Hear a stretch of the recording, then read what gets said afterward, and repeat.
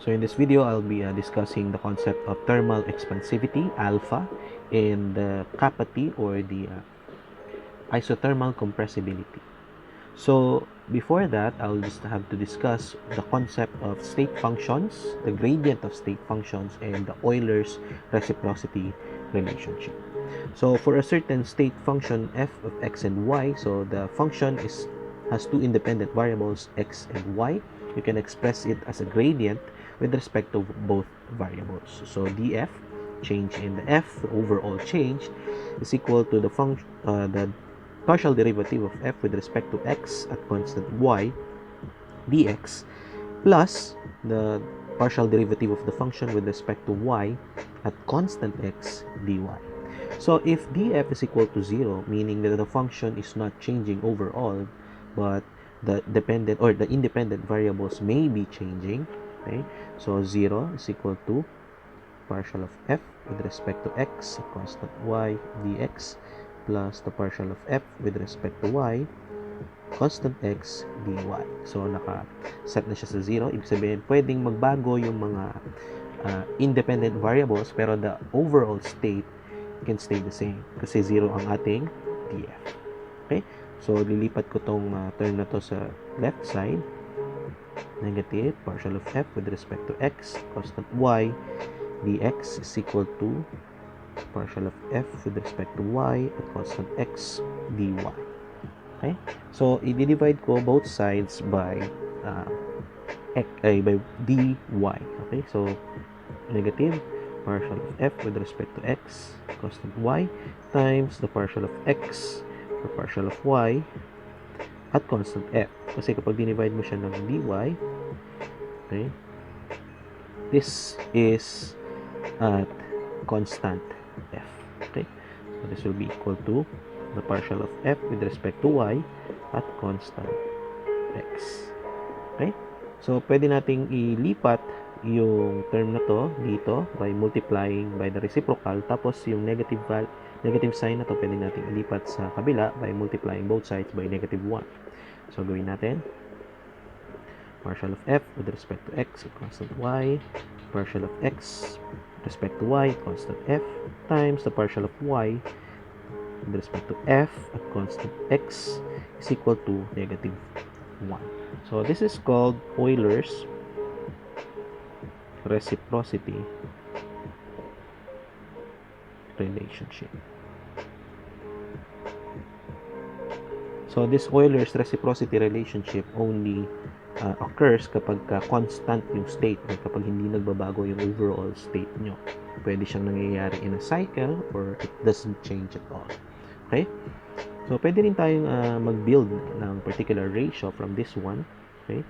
So I can express it as partial of x with respect to y constant f is equal to, okay, pwede kong ilagay dito si partial f with respect to y constant x, tapos ilalagay ko sa baba yung partial f with respect to x at constant y negative.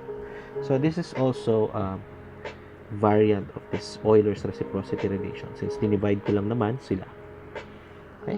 So, we will be witnessing this type of relationship kapag nagpunta na tayo dun sa actual state functions na nagde-describe ng ideal or ng gases. Okay? So, i-apply na natin. So, what if it is a pressure as a function of temperature and volume? Okay? So, if it is pressure as a function of temperature and volume, we can express pressure as a total differential. dP is equal to partial of P with respect to T at constant V dt plus partial of P constant V with respect to V at constant T dV. Okay, so lagyan natin ng bar para hindi na tayo masyadong concerned dun sa number of moles or sa amount.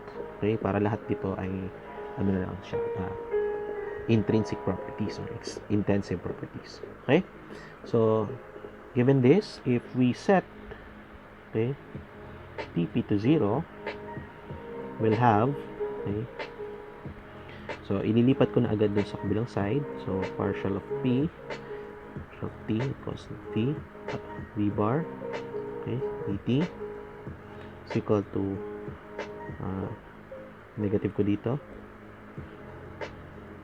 partial of p with respect to v bar, constant t dv bar. Okay, so i-divide ko both sides by dt.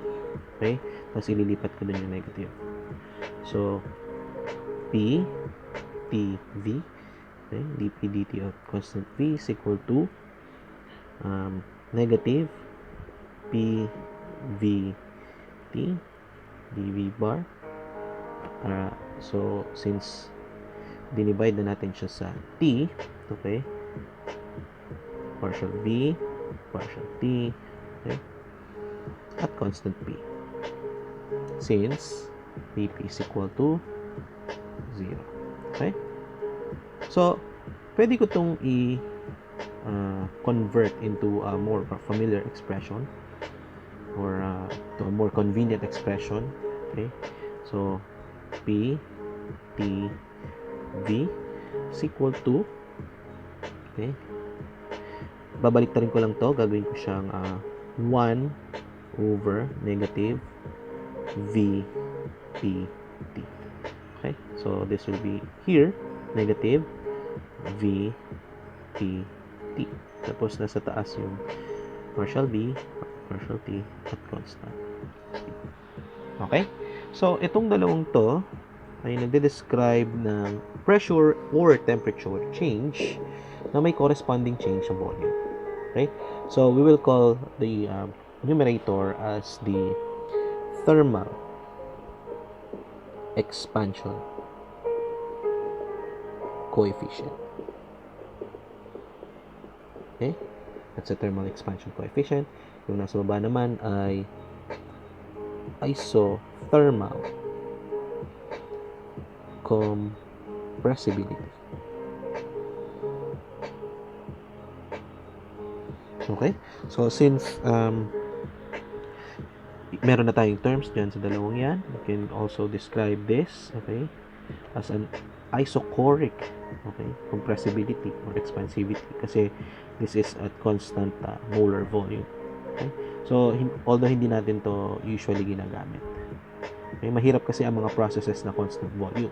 So mas madali yung mga process na at constant pressure and temperature kasi mas madali silang i-maintain. Okay, so let's define the two coefficients here. So usually ina-express sila as 1 over v t p. Okay, so this will be your alpha, or the thermal expansion coefficient. This is the actual okay, coefficient. So this is the actual formula for the alpha. Nilalagyan lang nila yan ng 1 over v para magkaroon na lang siya ng units na inverse, okay, inverse Kelvin or degree Celsius to negative 1. Okay, mas madali siyang express like that para wala na siyang volume factor. Okay, so another one is yung 1 over v negative, tapos v p t. This is your kappa t, or the isothermal compressibility. Okay, so the isothermal compressibility is expressed in units of inverse pressure, atm negative 1, or mm hg negative 1, or pascal negative 1. Okay, so mas convenient na siya kaysa magkaroon tayo ng volume units. Okay, kasi iba-iba ang scale ng volumes, and the less units the better. Okay, so here is the formula for alpha and kappa t. Kapag hindi ka gumagamit ng molar volume, you should include an n here. Okay, it should be explicitly stated there that it is at constant number of moles, kasi pag nag-iba yung number of moles, nag-iiba rin yung kanyang volume. Okay, so dapat hindi nagba-vary yung property kapag ka nag-iiba yung amount. Mas convenient siyang i-express that way para maging intensive property siya. Okay? So, this is the result of the codependency of the pressure, temperature, and volume of your gas. So, kapag ka real gases, syempre, nakadepende yun sa nature ng gas kasi iba-iba yung kanyang size, molecular volumes, and their IMFA.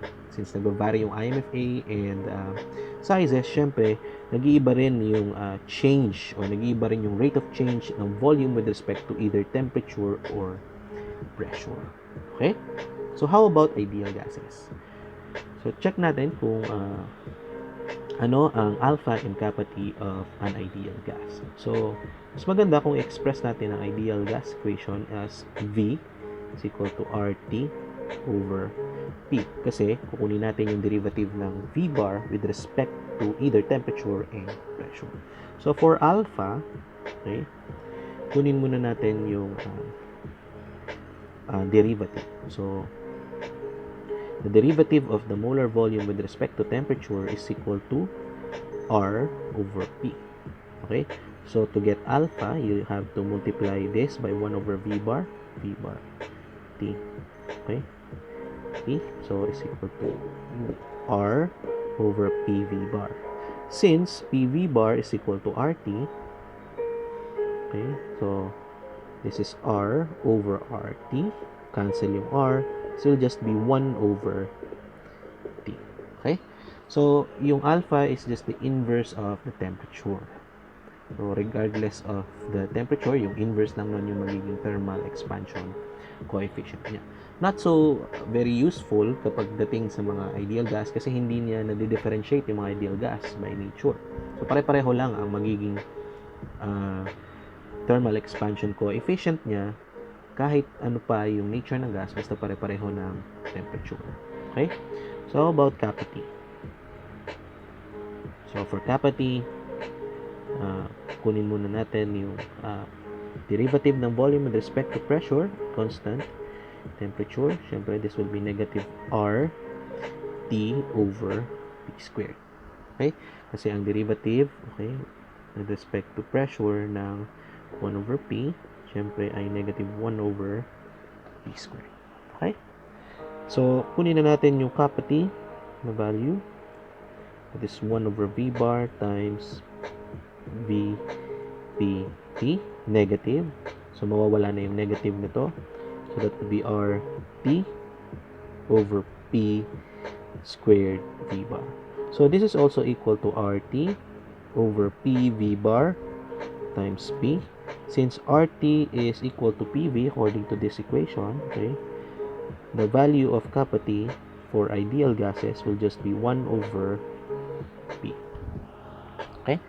So, that's the value of kappa T and alpha for ideal gases. So, hindi siya masyadong useful kasi hindi niya na-differentiate yung nature ng gases. Okay? So, how about a real gas? So, in this case, derive the alpha and kappa T of the van der Waals equation state. So, here are the steps I laid out for you. So, ang unang gagawin ay i-convert muna natin yung van der Waals equation into a cubic polynomial form. Next is, we will do an implicit differentiation kasi magkakahalo dito yung terms ng P, V, at T. And then finally, we will isolate the terms 1 over V times VTP for the alpha and the negative 1 over V times partial of V over partial of P at constant T for the kappa T. Okay, those are the terms that we need to separate after doing the implicit differentiation. Okay, so let's begin. So, from the van der Waals equation, RT over V bar minus B minus A over V bar squared. I-multiply natin both sides by V bar squared and V bar minus B. Okay. So, para mawala yung kanilang denominator. So, ang lalabas dyan na value ay PV cube, okay, minus PV squared P. Okay? Equal siya sa RT Since makakancel yung V minus B, makatitira dito ay V squared minus A times V bar minus B. So, kapag ni-rearrange natin yung equation na to, makukuha natin ay PV cube minus RT V squared, okay, minus PV squared B, okay, plus AV bar minus AB equals 0. So, iniligay ko siya sa left side lahat. So, ayusin pa natin further. PV cube minus, so, quantity RT plus PB V squared plus AV bar minus AB equals 0. So, ito yung necessary natin na gagawin kasi mas mahirap siya kung magdudwell tayo dito sa original van der Waals equation because the derivatives are with volume with respect to temperature and this is for volume with respect to pressure. So, mas madaling gawin natin siya implicitly using this form. Okay? So, for alpha, gagawin natin yung implicit differentiation with respect to the temperature. Okay, gagawin natin to. So, for this one, okay, wala tayong temperature. So, the implicit differentiation will be at 4 V bar squared. So, P times 2V bar squared, okay, or 3V bar squared, sorry. 3V bar squared times partial of V partial of T. Respect. Kasi kapag ka nagdi-differentiate ka ng y, you will always put dy dx kapag sa implicit differentiation. So, minus. So, you have t here. Okay? So, left times the derivative of the right plus the right times the derivative of the left. So, isulat muna natin yung una, rt plus pb. Okay? So, magkakaroon ka ng 2v bar, okay, times v t again kasi nagderivative tayo with respect to y minus, so isusulat ulit natin yung v squared because that's the right, okay, times the derivative of the left. So the derivative of the left, it's just r kasi wala tayong term dito, so this will be vanished kapag ka nagderivative tayo. So for this one, wala tayong temperature, so that's just A times V T. Kasi yung derivative ng V bar ay 1 times VTP kapag implicit. So since these two are constant, wala na siya sa equation. So this is the differential form, okay, na kailangan natin. So ang next natin gagawin, ihiwalay natin yung VTP. Okay? So V P, tapos lahat ng terms naman na may VTP ay ilalagay natin sa loob ng bracket. So, 3PV squared, okay, minus, okay, 2V bar times RT plus PB, okay, plus 8. Okay? So, ito lang yung term na walang VTP. So, ilalagay natin siya sa kabilang side. V squared R. Okay? So, para makuha natin tong term na to exactly, i-divide na lang natin siya sa 1 over, or i-multiply natin siya sa 1 over V. So, 1 over V bar, okay, times, so, i-ano na lang natin to. Copy na lang natin to lahat. Okay? Copy natin siya. So, mawawala na yung square nito. Okay? So, isin lang natin. Ganyan na mangyayari. Okay? So, this will be your alpha. Ito na yung alpha. Okay? So, to be able to finalize this equation, so, alpha is equal to 1 over V bar V T P is equal to V R, okay, over 3P V squared minus 2V bar RT plus PB plus A. Okay? So, yan yung equation natin for alpha. Actually, you can simplify this further, pero I'll leave it at that na lang muna. Okay? So, ang importante dito, alam niyo yung steps. So, for kappa T, okay, kappa T is negative 1 over V bar times derivative of the volume with respect to pressure at constant temperature. So, i-copy ko muna ulit yung equation na to. Okay. Copy. And then, I'll paste this here. Yan. Okay. So, kukunin naman natin yung implicit differentiation nito with respect to pressure. So, since may pressure value dito, magkakaroon tayo ng product rule dito. So, that's 3PV squared VPT. Okay? Tapos, i-differentiate naman natin yung pressure. Okay? Plus VQ. Okay? So, na-differentiate ko na yung pressure minus i-differentiate ko muna itong right side 2V bar RT plus P or PB minus i-differentiate ko naman yung left side, so wait lang, may nakalimutan ako, the VPT kasi nag-differentiate tayo ng volume. Okay, minus, okay, i-differentiate ko naman yung nasa right side. Okay, so that's only B, okay, kasi dito lang may term na P, this will be cancelled kasi wala siyang pressure term. So, B squared. So, ito wala siyang pressure term, so plus A VPT. Since wala siyang pressure or volume, magka-cancel lang siya. Okay? So, ito na yung differential na kailangan natin for solving or deriving kappa T.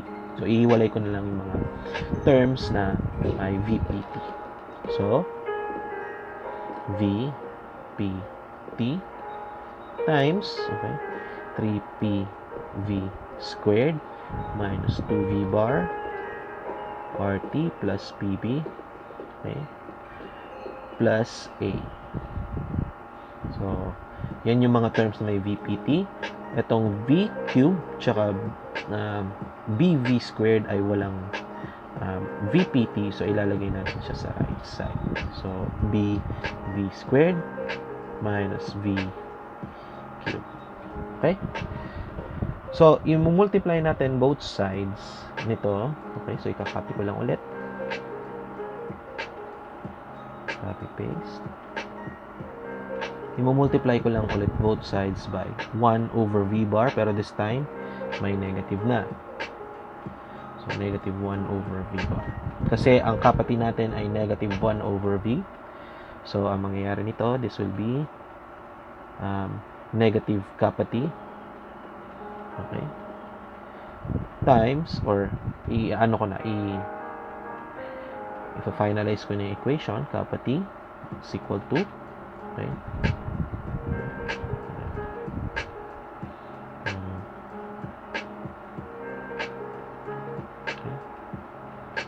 this will be V squared minus B V bar kasi na-divide na natin siya ng 1 over V or na-multiply na natin siya ng 1 over V tapos kinuha na rin natin yung additive inverse niya.